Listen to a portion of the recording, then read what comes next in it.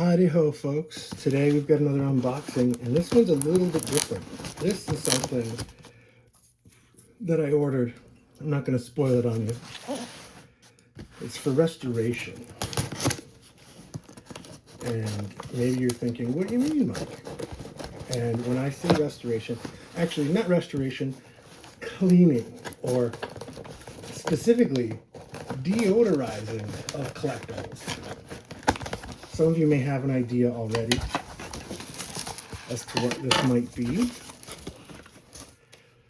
and it's good. It comes with one of these signs, and that's because you might have even read that bottom line. If you didn't catch it, I'm not going to say, but this item creates something that is actually very toxic, and you have to be very careful with.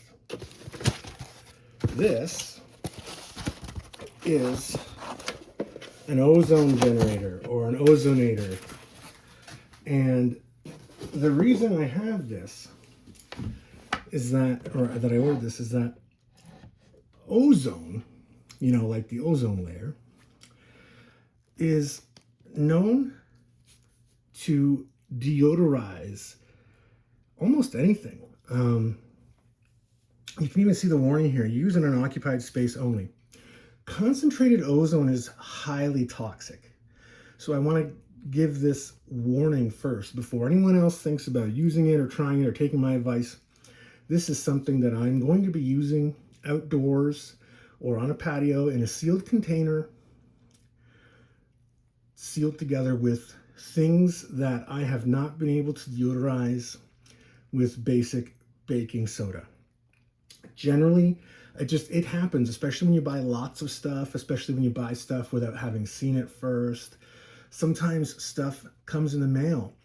I have a set of trading cards right now that I paid good money for on Marketplace from someone that is further away from me, had them ship it to me.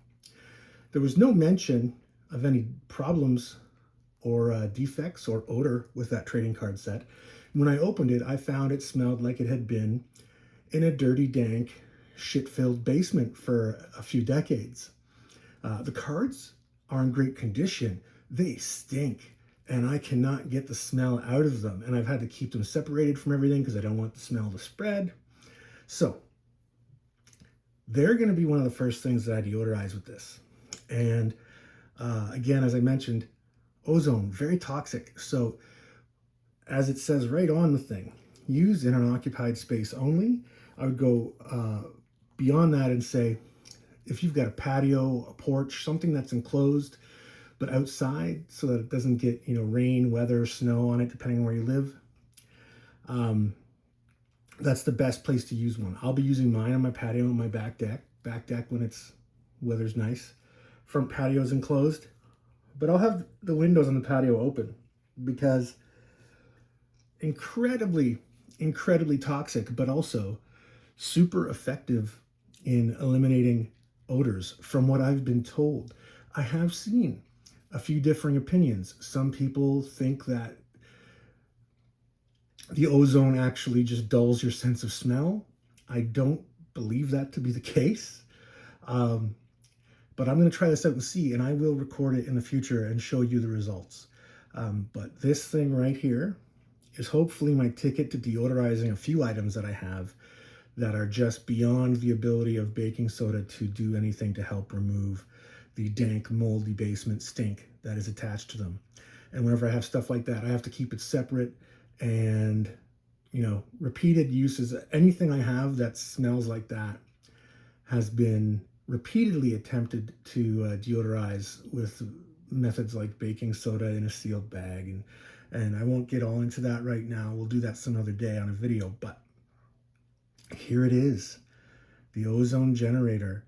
Again, you want to put this in a sealed container like a Rubbermaid bin with a hole cut through the side of it for the power cord.